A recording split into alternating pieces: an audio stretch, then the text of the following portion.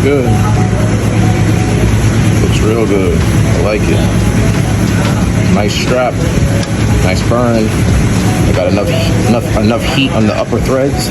That means it's the right amount of temperature in the cylinders. It's perfect. No knock, no detonation. The other three are down there. Everything looks nice on this.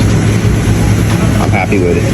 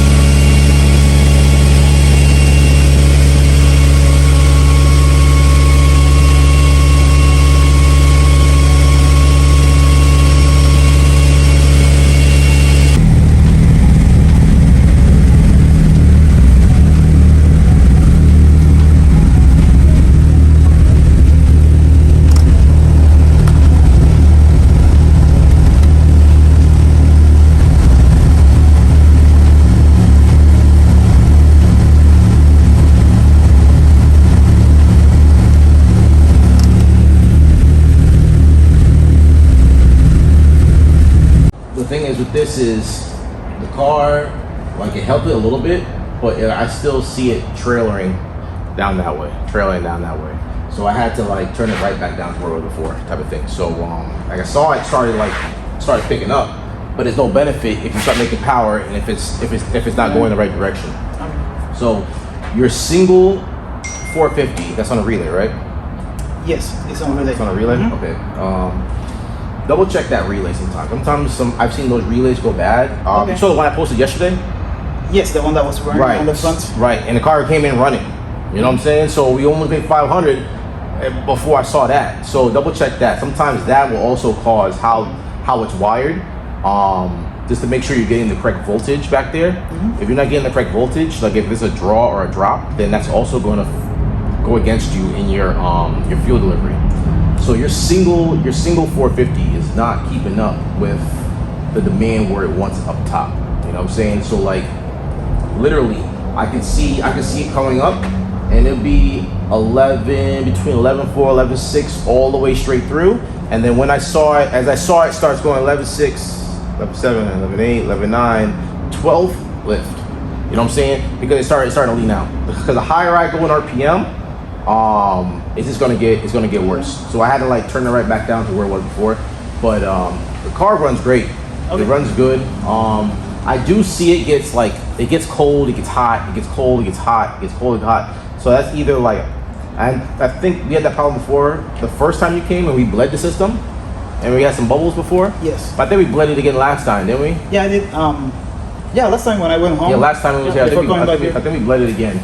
Did you bleed it with the heat on? Yes, for like an hour. Yeah, so revving the engine. Double check that. Okay. Double check that again, just in case you put the heat on.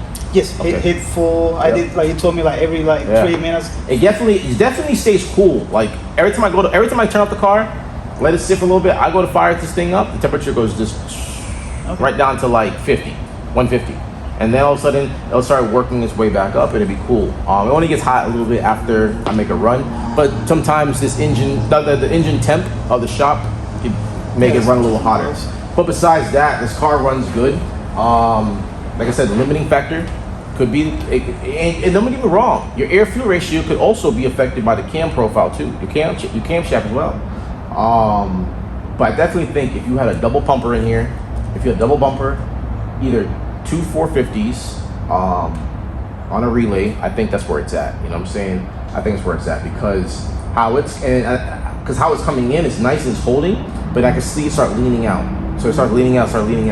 So then again, I will also, like if you ever want to upgrade the cams, I can see the power comes in, but the torque slowly starts falling off. It starts falling off. So usually a lot of cars that I do, you know, I don't even worry about the number. I worry about how healthy my numbers are, how my AFR, my log, how fast I can get into the power band, how long I can hold the power band out. I don't care about the numbers. How fast you feel is this line and that line. How long can you hold it out before it falls off? So because if it goes like this and you make that much torque, and then right after 6, then you know it starts gradually falling off. That's the efficiency of what's going on. But if you can make power and carry it out, it's just gonna pull like a freight train. Don't get me wrong, this is gonna feel strong. I can hear it. Oh, yeah. But I'm just letting you know this so you know what to look for and what you need to, like, if you decide to keep the car, things you need to upgrade. So I definitely would swap out the cams, throw in some GSCs or even some actual Kelfords on either one of those. Not those custom cams in there. And then a double pumper. 2 450s on a relay, and then make sure you get a good hanger. Hanger makes a big difference. So I've had guys, is that a factory hanger? Yes, that's a factory. I've had guys on factory hangers, even at 500 horsepower, having fuel issues on factory hanger. So I can't stress it enough. Your fuel delivery is everything. You could have a healthy running car, or you could have a hurt motor from your fuel delivery. Like I don't know how many times I can stress it from shops I work with, individual I work with, Dyno, remote. Like every time there's an issue, I already know where to kind of find where the culprit is. You see what I've been posting in and stuff like that. Fuel demand is like everything. Fuel demand is everything. But as the car is making power, but if it starts leaning out, it doesn't have enough fuel to keep making power. So the power band is gonna eventually start tapering because and you're just revving the engine and going up, but it's not making more power because there's not enough fuel to keep it accelerating. You get acceleration by the fuel that meets the air.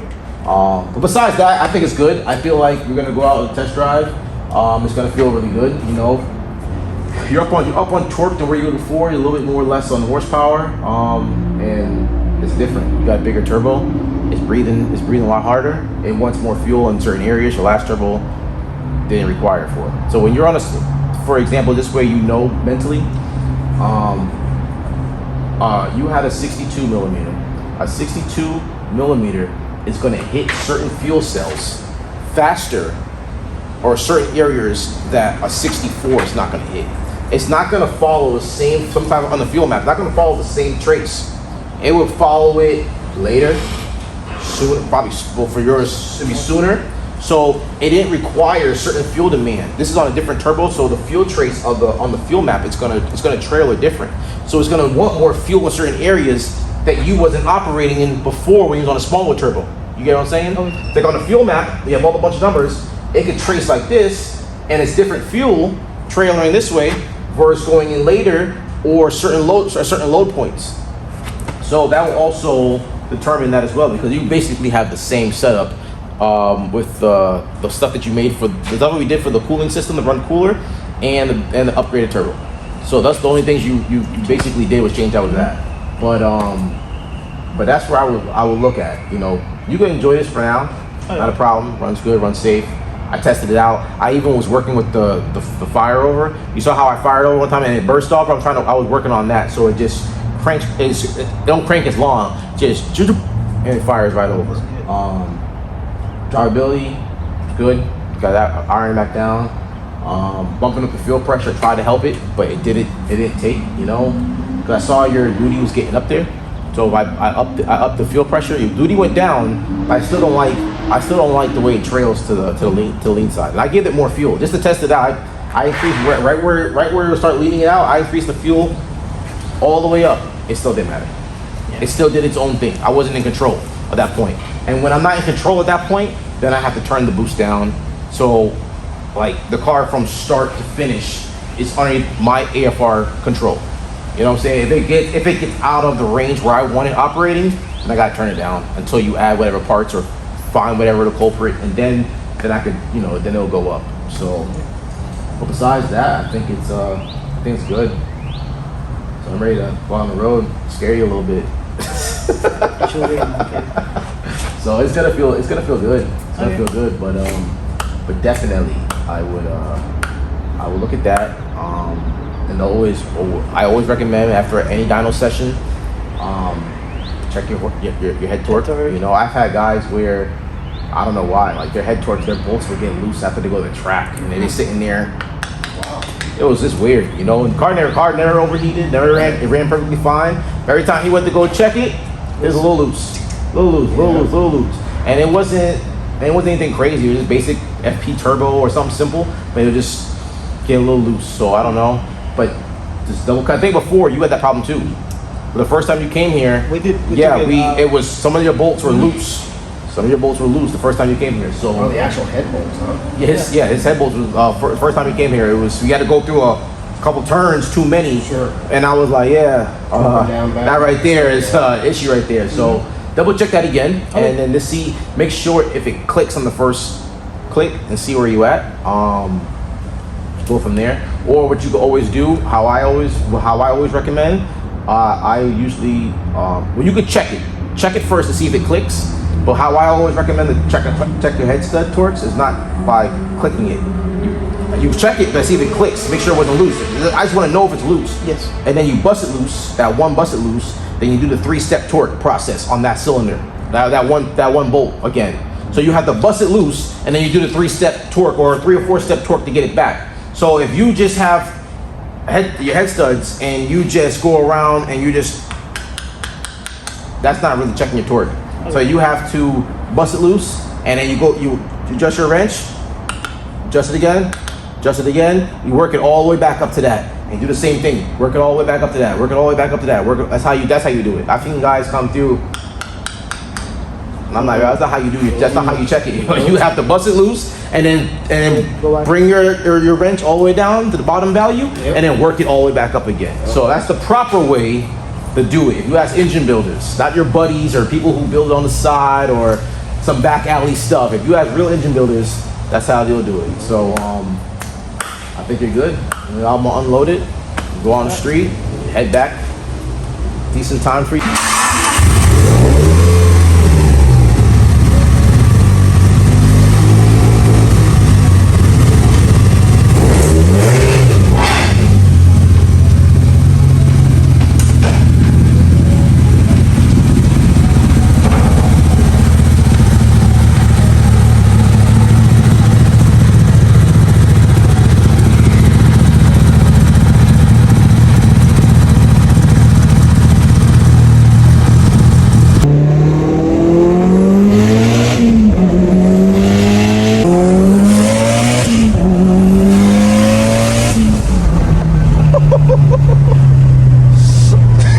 How'd that feel? Feels good. You're gonna feel the torque. Bro, that's what I'm talking about, man. Give me that. That wastegate is so loud. And tell me how the car feels for you today. So the car feels great. The car is running healthy, it's running good. The idle's been working great since the last time that I came here. Yep. So yeah, the car feels great. It's enough of power for me to enjoy on the streets. So how did it feel just now when you went for that test pull? Oh, it will put your adrenaline up. So it's enough. I think right here with the torque that I have is perfect for the street. Like, yeah, I told you it was gonna be some good torque. Oh yeah. All right, bro. I appreciate you, Thank man. you. Now you get to head back and enjoy this thing, bro. Hopefully, yeah, it's running good somehow.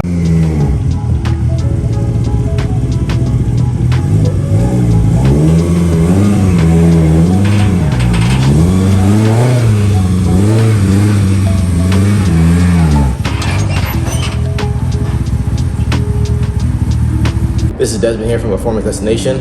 Another customer came in to get his car situated, iron out. He's a previous customer. He had a 62 millimeter.